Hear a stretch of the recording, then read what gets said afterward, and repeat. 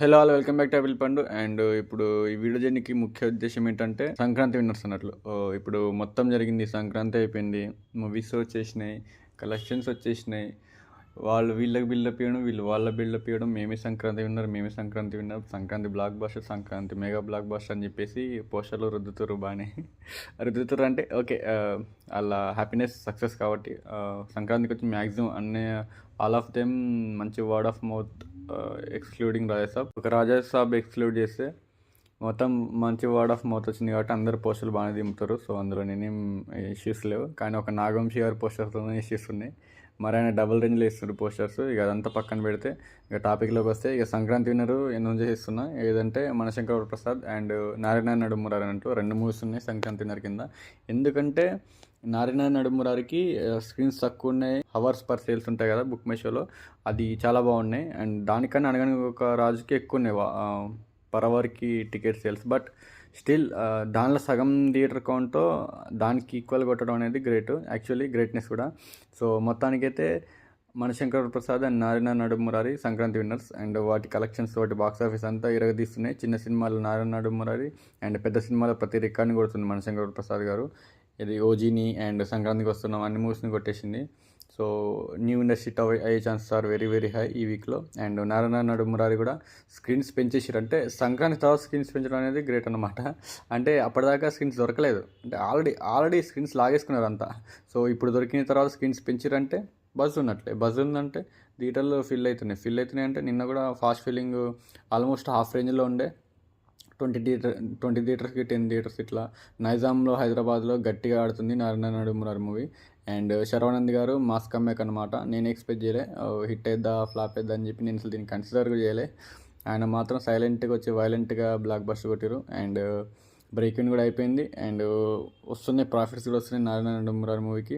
And మనశంకరన్ Prasad movie కూడా మంచిగా ఉంది కలెక్షన్స్. అంటే పెద్ద హీరో కాబట్టి పెద్ద విశేషం ఏమి ఉండదు. కానీ యాదృచ్ఛికం ఏంటంటే నారాయణ నడుమురారి సంక్రాంతి విన్నర్ అవ్వడం, అంటే 2 సంక్రాంతి విన్నర్ అవ్వడం. ఎందుకంటే వీటి హోల్డ్ కూడా చాలా గట్టిగా ఉంది. మండే నుంచి వెళ్ళి వర్కింగ్ డేస్లో కూడా అనగానే ఒక రాజుకి కూడా హోల్డ్ ఉంది. కానీ స్టిల్ అకార్డింగ్ టు బస్, ముడి చమురు, అన్ని టికెట్ సేల్స్, థియేటర్ కౌంట్ అంత వేసుకుంటే మొత్తానికి అయితే ఇది నారాయణ నడుమురారి సంక్రాంతి విన్నర్. అండ్ మనశంకర్ ప్రసాద్ గారు కూడా సంక్రాంతి విన్నర్. ఈ సంక్రాంతికి మంచిగా అనిపించింది అనమాట అన్ని మూవీస్ బ్లాక్ బస్టర్ అవడం. అండ్ రవితేజ గారి మూవీ కొంచెం అండర్ రేటెడ్లో పడిపోయిందని అంటున్నారు ట్రేడ్ పండితులు. ఇంకా మిగతా మూవీస్ కూడా బాగా పర్ఫామ్ చేస్తున్నాయి. నాకు ఉన్న ఇష్యూ ఏంటంటే నాగవంశీ గారు పోస్టర్లు దింపడం అది పెద్దగా నాకు నచ్చలేదు. మరీ ఒక 5-10 crores డిఫరెన్స్ ఇస్తే ఓకే, 60 crores రాకపోయినా 100 crores అని దింపుతారు. అది మరీ దారుణంగా ఉంది, కొంచెం చూసుకోవాలి అది. సో అది నాకు కొంచెం నెగిటివ్ అనిపిస్తుంది. అండ్ అప్పట్లో ఈషా టీం కూడా అంతే, పేడ్ ఆర్టిస్టులను తీసుకొచ్చి భయపడుతున్నట్టు పిఆర్ వేసారు. And the girl friend team కూడా అంతే. సో ఆమె చున్నీ ఇసిరేయడం అని పిఆర్ వేసారు. నాకు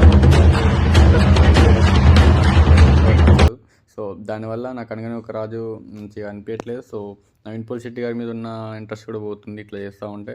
అంటే తెలుసు, అందరు తెలుసు, ట్రాకర్స్ అందరికీ తెలుసు. దేవరకు కూడా ఇట్లే చేసారు, మ్యానిపులేట్ చేసారు కలెక్షన్స్. ఏమో చిన్న హీరోకి కూడా చేయడం అంత అవసరం, అలా రుద్దడం అంత అవసరం లేదనిపించింది. End of the day long రన్లోనే 100 crores కొడుతుంది. అప్పుడే 5 daysలోనే 100 crores పోస్టర్ దింపారు. దేవరచిన ధైర్యం అనుకుంటా. సో మొత్తానికైతే ఇది స్టోరీ. మనశంకర్ ప్రసాద్ గారు అండ్ శరవణంద్ గారిది 2 movies, Narayana Nadumurari 2 Sankranti winners blockbuster అని. అండ్ నెక్స్ట్ ఇయర్ కూడా వీళ్ళ క్లాష్ ఉండబోతుంది. శ్రీను వైట్లతో శరవణంద్ అండ్ చిరంజీవి గారు కూడా ప్యారడైస్ డైరెక్టర్తో వస్తున్నారు. అండ్ నెక్స్ట్ సంక్రాంతి కూడా మంచి క్లాష్ ఉండబోతుంది. మధ్యలో అనిల్ రావుపూడి గారి మూవీస్ కూడా వస్తున్నాయి. యాక్చువల్లీ సంక్రాంతి అంటే యాక్షన్ మూవీస్, స్కైఫై మూవీస్ ఉండేవి ఇంతకుముందు. కానీ అనిల్ రావుపూడి గారు వచ్చిన తర్వాత అన్నీ మార్చేసి రూల్స్ టైమింగ్ రూలింగ్ అంతా మార్చి పడేసిండు. అంటే ఇప్పుడు సంక్రాంతికి రావాలంటే ఫ్యామిలీ మూవీతో రావాలని చెప్పి ఒక ఆరా క్రియేట్ చేసిన అనమాట. అనిల్ రావుపూడి గారు కూడా బ్యాక్ టు బ్యాక్ 9కి 9 హిట్లు కొట్టి మంచి టాప్ రేంజ్లో కూర్చున్నారు రాజమౌళి గారితో ఈక్వల్గా. అంటే సక్సెస్ రేట్లో 10% కూడా లేని సక్సెస్ రేట్లో 100% సక్సెస్ రేట్ చూసారు. అండ్ చూద్దాం నెక్స్ట్ ఎలా ఉంటుందో, దొరకడా అనిల్ రావుపూడి అని నేను కూడా ఎగ్జైటింగ్గా ఉన్నా. నెక్స్ట్ మూవీ కూడా కొంచెం జోనర్ మాస్టర్ అని అంటారు. నెక్స్ట్ మూవీ వెంకటేష్ గారితో సంక్రాంతికి మళ్ళీ వస్తున్నామంట. ఆ మూవీ పేరు బజ్ వస్తుంది ట్విట్టర్లో అయితే. సో ఇది స్టోరీ. సంక్రాంతి విన్నర్ అయితే మంచిగా సైలెంట్గా శరణంద్ గారు నారాయణ నడుమురారితో కొట్టిన. అండ్ మనశంకర్ ప్రసాద్ గారు కూడా సంక్రాంతి విన్నర్ అని. ఇవి 2 సంక్రాంతి విన్నర్ అవ్వడం అంటే యాదృచ్ఛికం అనమాట. ఫస్ట్ టైం ఒక ఫెస్టివల్కి యునానిమస్ ఒకటే ఉండాలి కానీ 2 ఉండడం అనేది గ్రేట్ అనమాట. సో నారాయణ నడుమురారి రన్ కూడా ఆల్మోస్ట్ రిపబ్లిక్ డే వరకు వెళ్తుందని అంటారు ఎక్స్పెక్టేషన్స్, అండ్ దాని బుకింగ్స్ కూడా అంత స్ట్రాంగ్ ఉన్నాయి. So that's all about this topic. And Sankranti అయితే నారాయణ నడుమురారి అండ్ మనసింగ ప్రసాద్ గారు. అండ్ మీకేమనిపించింది కింద కామెంట్ చేయండి. Love you all, signing off, bye bye.